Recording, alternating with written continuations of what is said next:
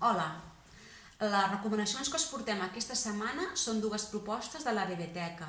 Recordeu que la Biblioteca és l'espai adreçat als infants de 0 a 6 anys i les seves famílies.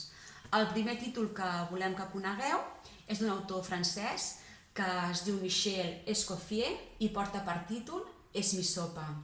Aquest és un llibre molt recomanat per aquells que tingueu petits a casa i el menjar no sigui el seu fort. La història comença amb la negativa d'un infant a menjar-se el plat de sopa. La seva mare l'amenaça dient que si no es menja la sopa vindrà el llop i se'l menjarà. I el llop apareix, però sabeu què diu? Que no menja carn. I la mare, posada a amenaçar, li diu al llop que o es menja el seu fill o vindrà l'ogre i se'l menjarà amb ell. I l'ogre apareix, però ai, què passarà? L'ogre es menjarà el llop o no se'l menjarà? Si voleu saber què passa, heu de llegir És mi sopa. És un llibre molt divertit, amb una història encadenada i un final sorprenent, molt recomanable. I la segona proposta de la setmana es tracta d'una col·lecció de l'editorial Calandraca, que porta per títol Del bressol a la lluna i també la trobem en castellà sota el títol De la cuna a la luna. Són una dotzena de llibres que estan escrits per l'Antonio Rubio i il·lustrats per l'Òscar Villan.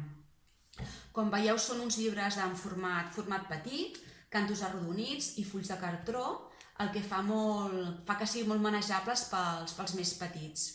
Han estat concebuts per llegir-los com si fos una cançó. Segons les paraules del mateix autor, del mateix Rubio, ens diu que es tracta d'una nova modalitat de poesia pictogràfica que es basa en la recerca d'un ritme de lectura que eduqui l'ull i endolceixi l'oïda del petit lector. Per exemple, aquest, que potser és el més conegut de la col·lecció, que es titula Lluna,